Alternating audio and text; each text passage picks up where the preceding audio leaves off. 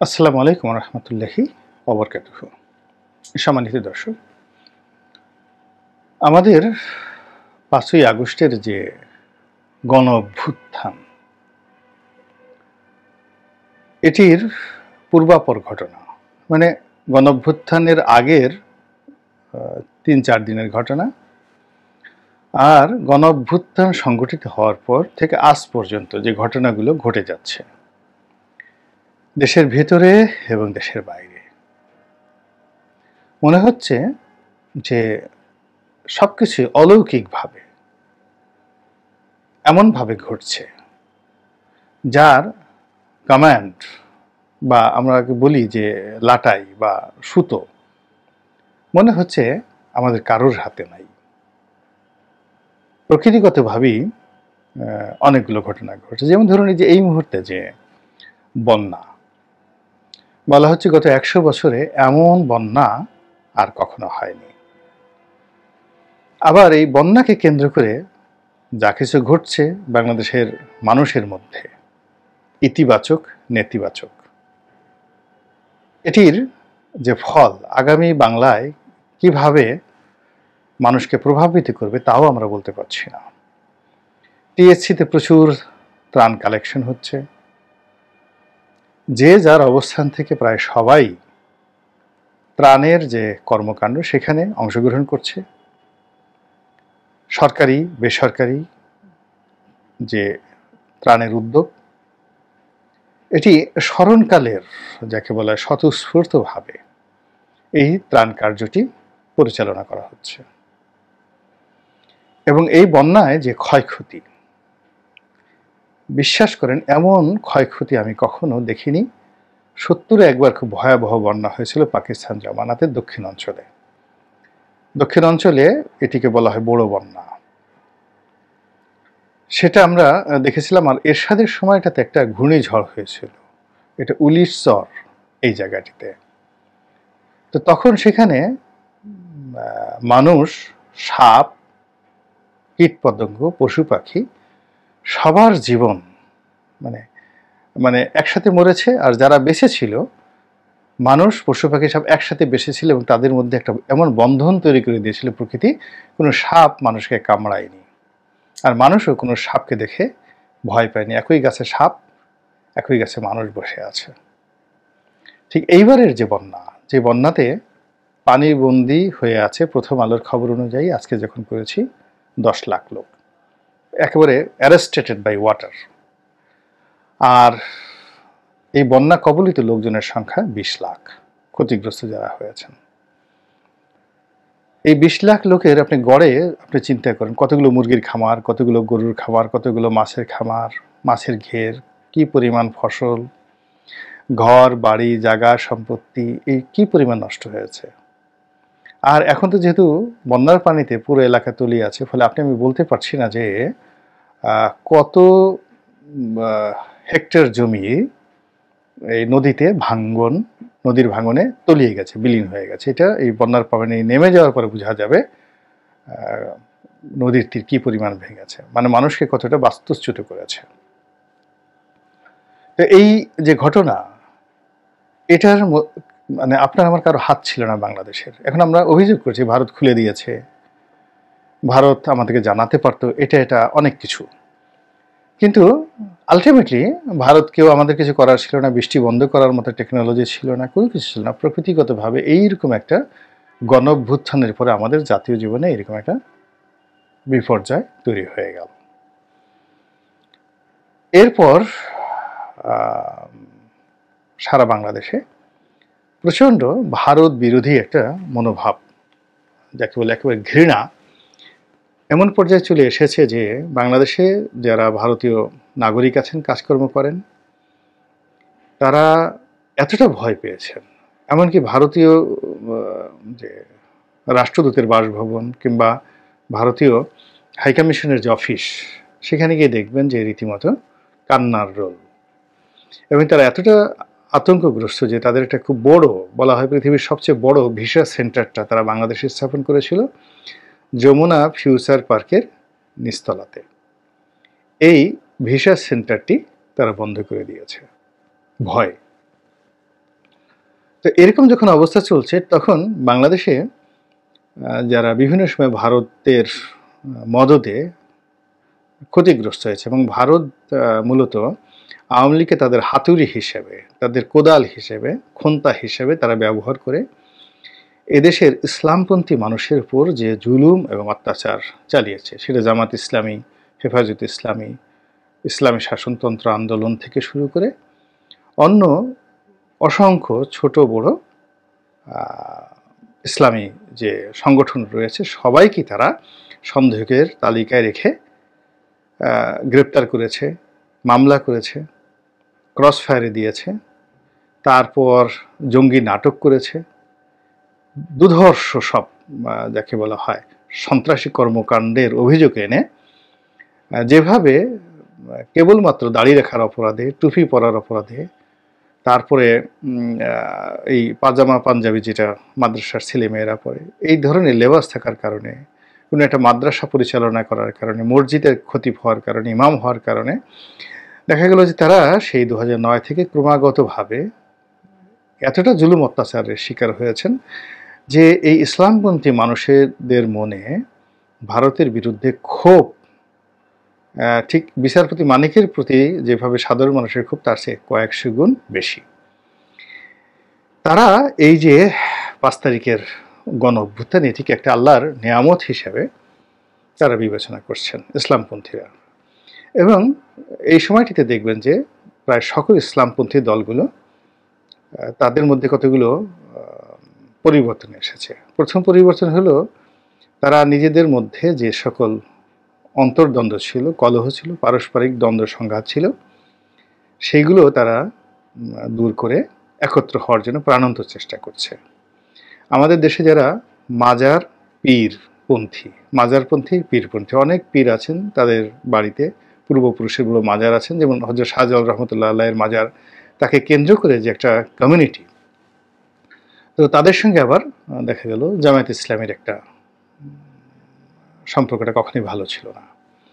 আবার মাজারের বাইরে গিয়ে দেখা যাচ্ছে যে অনেকে পীর, সিটিং পীরকে কেন্দ্র করে তারা দিনের সেবা করেন, দিনের খেদমত করেন, যেমন আটরশির পীর আছেন, ফুলতলির পীর আছেন, চরমোনাইয়ের পীর আছেন। তো ওনাদের সঙ্গে আবার দেখা গেল জামাতের সম্পর্ক ভালো না। আবার আরেকটি গ্রুপ আছেন আহলে সুন্নাতুল জামাত, আরেকটা গ্রুপ আছেন আহলে হাদিস। তো এরকম অসংখ্য গ্রুপ রয়েছে ইসলামের মধ্যে বাংলাদেশে কর্মরত, এবং তাদের সবারই অনুসারীর সংখ্যা লাখ লাখ।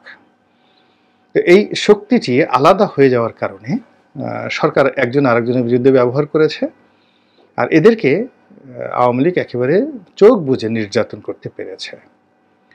তো এই যে অভ্যুত্থানের পরে ইসলামপন্থী দলগুলোর মধ্যে একটা গণজাগরণ সৃষ্টি হয়েছে, একটা রেনেসাঁ তৈরি হয়েছে, এবং তারা যে কোনো মূল্যে একত্র হওয়ার জন্য চেষ্টা চালাচ্ছে, এবং আগামীতে একটি রাজনৈতিক দলের ব্যানারে একত্র হয়ে রাজনৈতিক ক্ষমতা দখল এবং রাষ্ট্র ক্ষমতায় আসীন হওয়ার জন্য তারা এই সময়টিতে ধীর স্থিরভাবে এগিয়ে যাচ্ছে, যা কিনা ভারতের জন্য রীতিমতো একেবারে থ্রেট, এর চেয়ে বড় থ্রেট আর হয় না।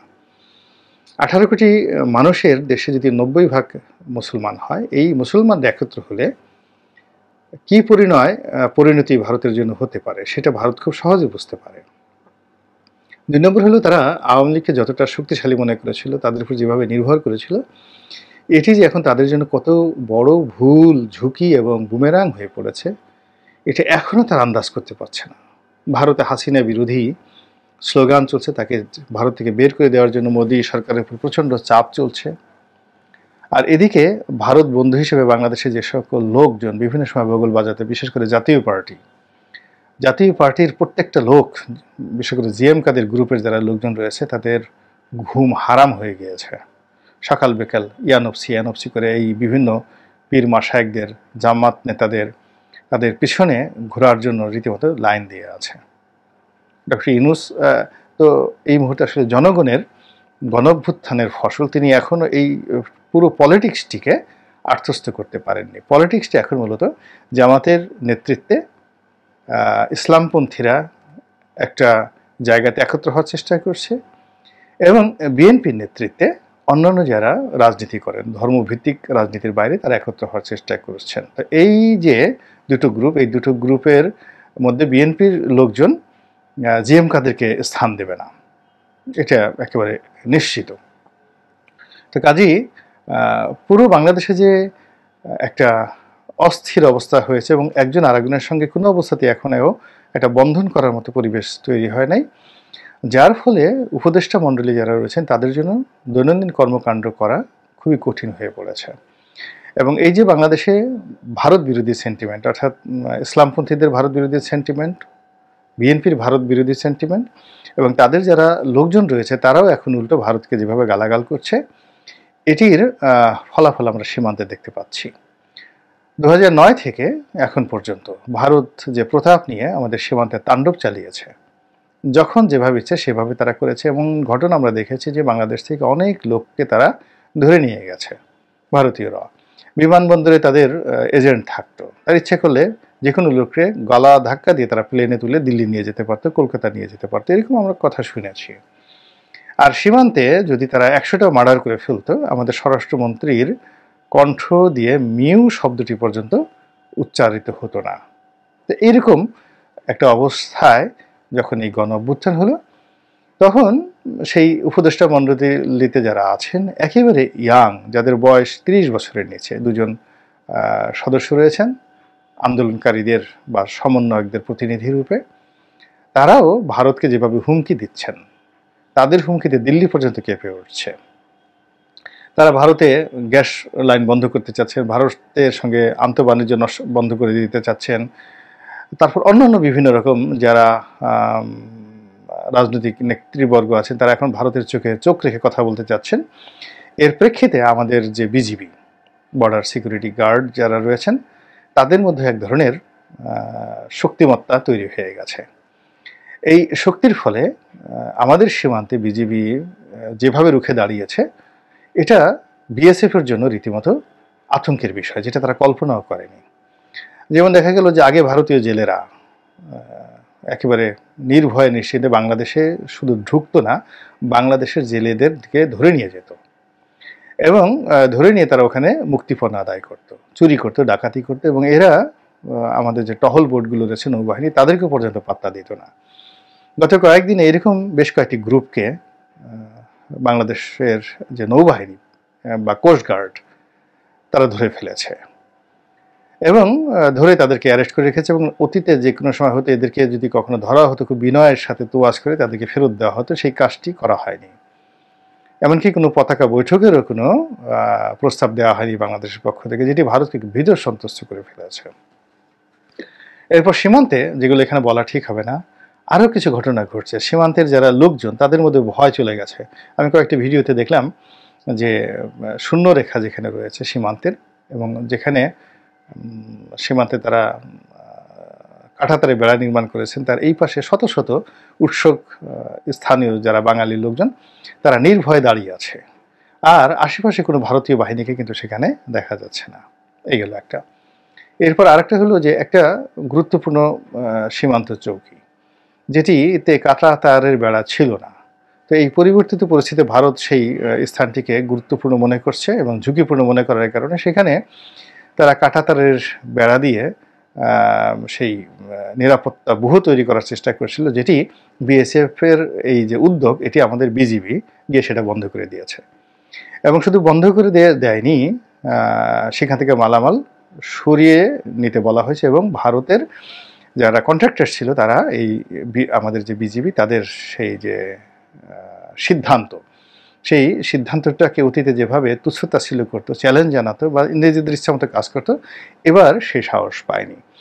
তো দেখলাম যে যেখানে এই ঘটনা ঘটেছে সেখানে বিএসএফ আর দাঁড়াতে সাহস পায়নি, সেখানে ভারতীয় সেনাবাহিনীকে টহল দেওয়ার জন্য নিয়োজিত করা হয়েছে। এবং অনেকগুলো ভারতীয় সেনাবাহিনীর গাড়ি সম্বলিত কয়েকটি ছবি ফেসবুকে দেখতে পেলাম।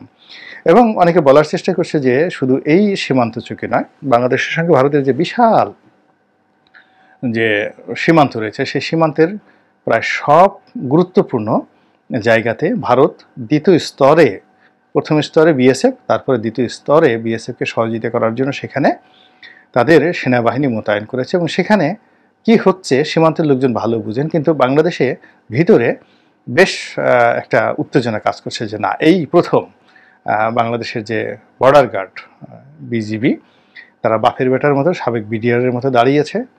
আমরা ভারতীয় আগ্রাসনকে রুখে দেব, আমরা ভয় পাই না। এবং আমাদের এই যে দেশপ্রেম, আমাদের যে আত্মত্যাগ এবং আমাদের যে ঘুরে দাঁড়ানোর যে স্পৃহা, এটার ফলে ভারত সেখানে বিজিবির পরিবর্তে সৈন্যবাহিনী সেখানে ডিপ্লয় করতে বাধ্য হয়েছে এবং সীমান্তে রেড অ্যালার্ট জারি করতেও বাধ্য হয়েছে। এবং ভারতের সঙ্গে আমাদের সীমান্তে এমন কি আছে যে ওপারে যেতে হবে।